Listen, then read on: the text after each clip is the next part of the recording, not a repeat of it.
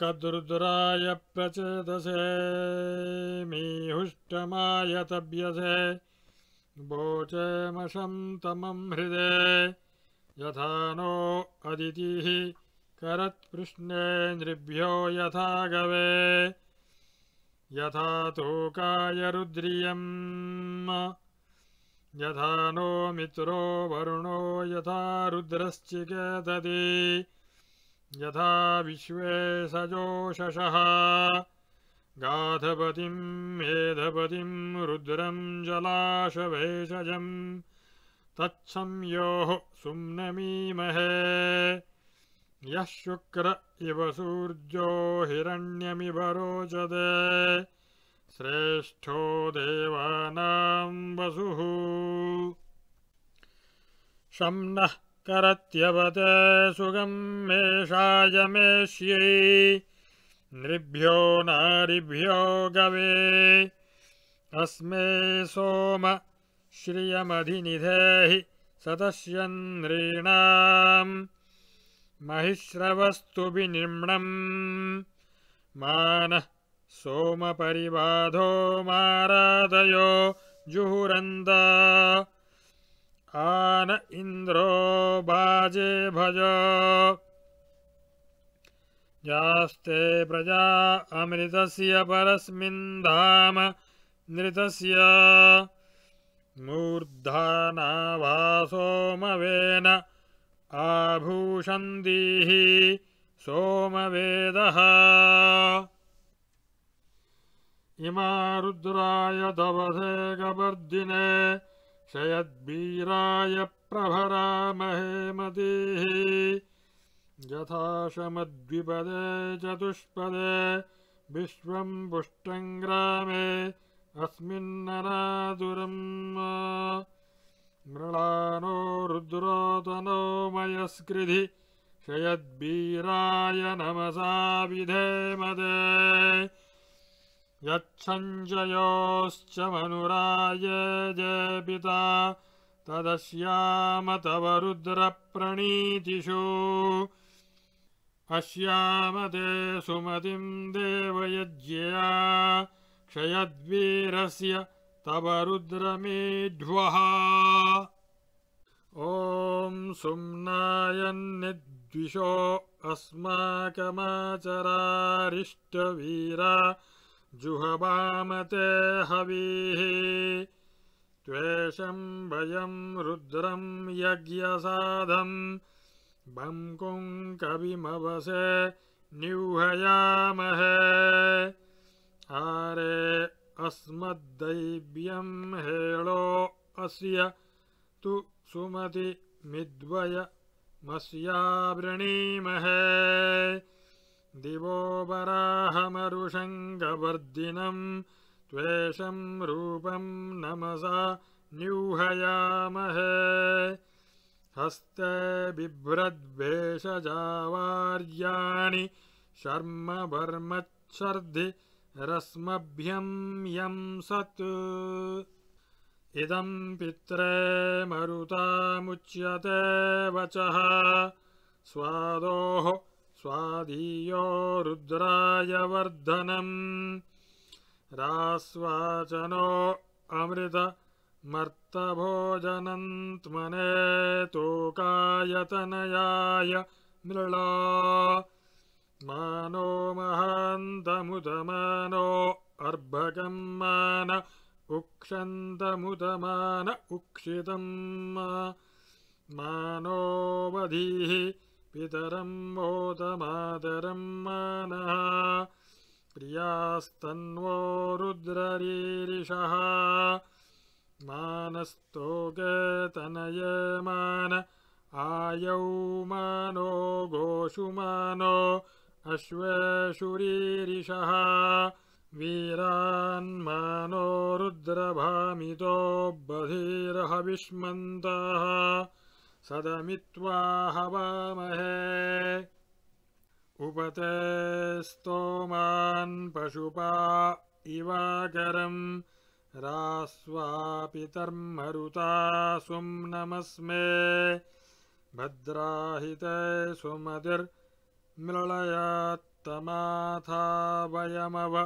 इत्ते वृणीमहे आरेते गोघ्न मुतपूरुषघ्नं क्षयद्वीर सुम्नमस्मेते अस्तु मृळाचनो अधि च ब्रूहि देवादाचनः शर्म यच्छद्विवर्हाः अवोचाम नमो अस्मा अवस्यवः शृणोतु नो हवं रुद्रो मरुत्वान् तन्नो मित्रो वरुणो मामहन्ता मदितिः सिन्धुः पृथिवी उत द्यौः आदेविधर्मरुतां सुम्नमेतु मानः सूर्यस्य सन्दृशो युयोथाः अभिनो वीरो अर्वतिक्षमेत प्रजाये महि रुद्रप्रजाभिः त्वादत्तेभिरुद्र शन्तमेभिः शतं हिमा अशीयभेषजेभिः व्यस्मद्वेषो वितरं व्यं होव्यमीवाश्चातयः स्वाभिषूचिः श्रेष्ठो जातस्य रुद्रश्रियासित वस्तमस्तवसां वज्रबाहो पर्षिणः पारमं हसः स्वस्ति विश्वा अभीतिरपसो युयोधि मात्वा रुद्रचुक्रुधामा नमोभिर्मा दुष्टति वृषभ मा सहूति उन्नो वीरान् अर्पय भेषजेभिर्भिषक्तमं त्वाभिषजां शृणोमि हवीमभिर्हवते यो हविर्भिरवस्तोमेभिरुद्रं दिशीय ऋदूदरः सुहवो मानो अस्यै बभ्रुः शुशिप्रो रीरधन्मनायै उन्माममन्दवृषभो मरुत्वान् त्वक्षीयसा वयसा नाधमानम् घृणीवच्छायामरपा अशीय विवासेयं रुद्रस्य सुम्नम् क्वस्य ते रुद्रमृळया कुरहस्तो यो अस्ति भेषजो जलाशः अपभर्तारपसो दैव्यस्य भीनुमा वृषभचक्षमीथाः प्रबभ्रवे वृषभायाश्विती चे महो महीं सुष्टुति मीरयामि नमस्या कल्मलीकिनं नमोभिर्गृणीमसि त्वेषं रुद्रस्य नाम स्थिरेभिरङ्गैः पुरुरूप उग्रो बभ्रुः शुक्रेभिः पिपिषे हिरण्यैः ईशानादस्य भुवनस्य भूरेर्नवा उयोषद्रुद्रादसूर्यम् अर्हन् बिभर्षि सायकानि धन्वार्हनिष्कं यजतं विश्वरूपम् अर्हन्निदं दयसे विश्वमभ्वम् न वा ओजीयो रुद्रत्वदस्ति स्तुहि श्रुतङ्गर्तसदञ्जुवानं मृगं न भीममुपहत्नुमुग्रम् मृळाचरित्रे रुद्रस्तवानोऽन्यन्ते अस्मन्निवपन्तु सेनाः कुमारश्चित्पितरं वन्दमानौ प्रतिनानाम रुद्रोपयन्तम् भूरेद्रातारं सत्पतिं गृणीषे स्तुतस्त्वं भेषजारायस्मे जावो भेषजामरुतः शुचिनियाशन्तमावृषणो यामयो भू यानि मनुरव्रणीता पितानस्ता सञ्चयोश्च रुद्रस्य वश्मी परिणो हेति रुद्रस्य वृज्याः परित्वेषस्य दुर्मतिर्महीगात् अवस्थिरामगवद्भ्यस्तनुष्व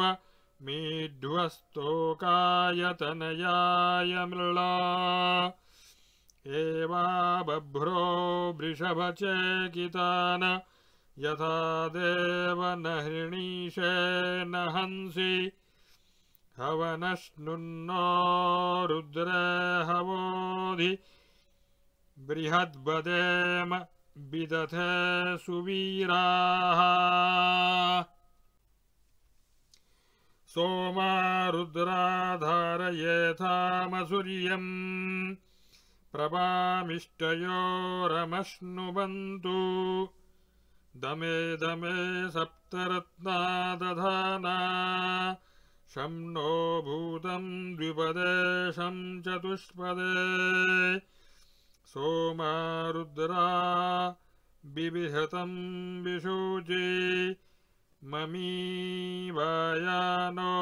गयमाविवेश आरे बाधेथां निर्ऋतिं पराजयी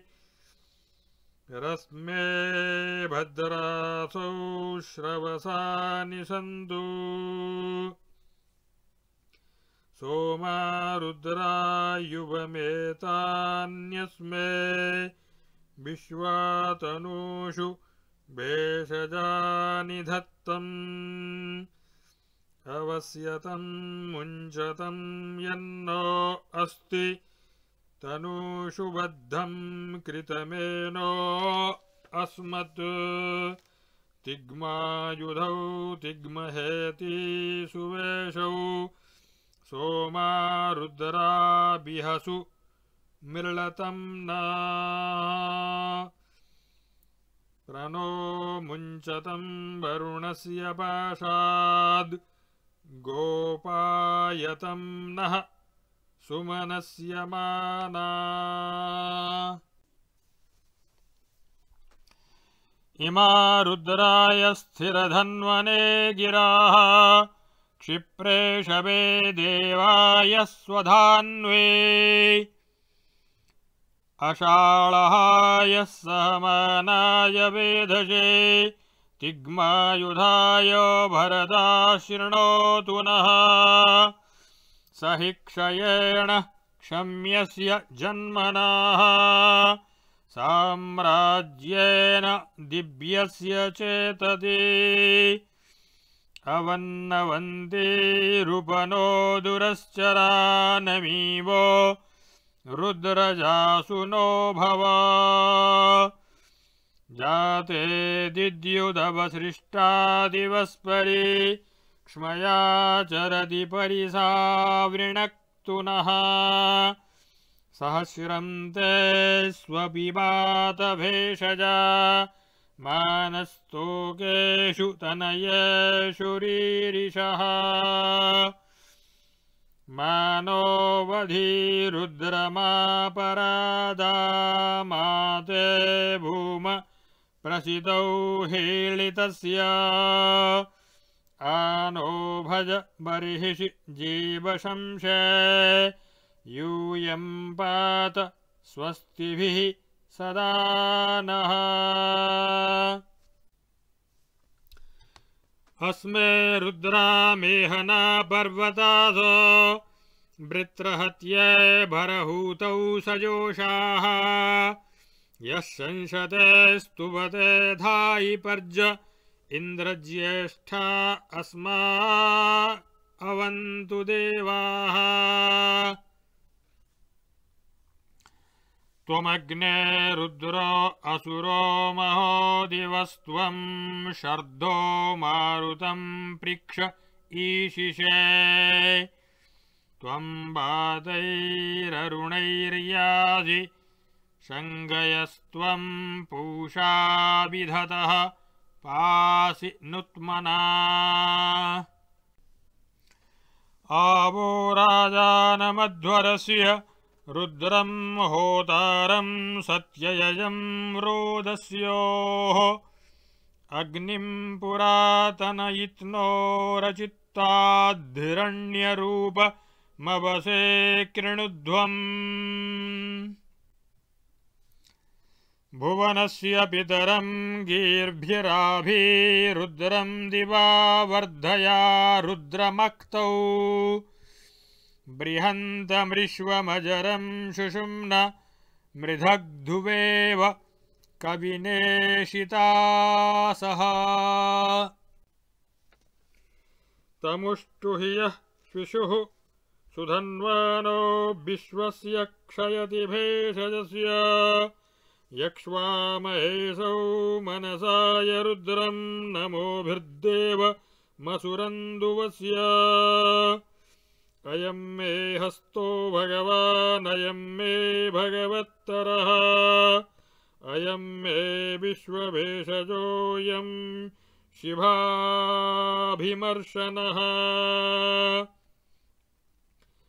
त्र्यम्बकं जजामहे सुगन्धिं पुष्टिवर्धनम् उर्वारुकमिव बन्धनान् मृत्योर्मुक्षीय मामृतात् गौरीमिमाय सलिलानि तक्षत्येकपदी द्विपदी सा चतुष्पदी अष्टापदी नवपदी बभूवुषी सहस्राक्षरा परमेभ्योऽमन् ऋचो अक्षरे परमेभ्योऽमन्नस्मिन् देवा अधिविश्वे निषेदुः यस्तन्न वेद किमृचा करिष्यति यो इत्तद्विदु स्त इमे समासते इति पञ्चरुद्रः सम्पूर्णः।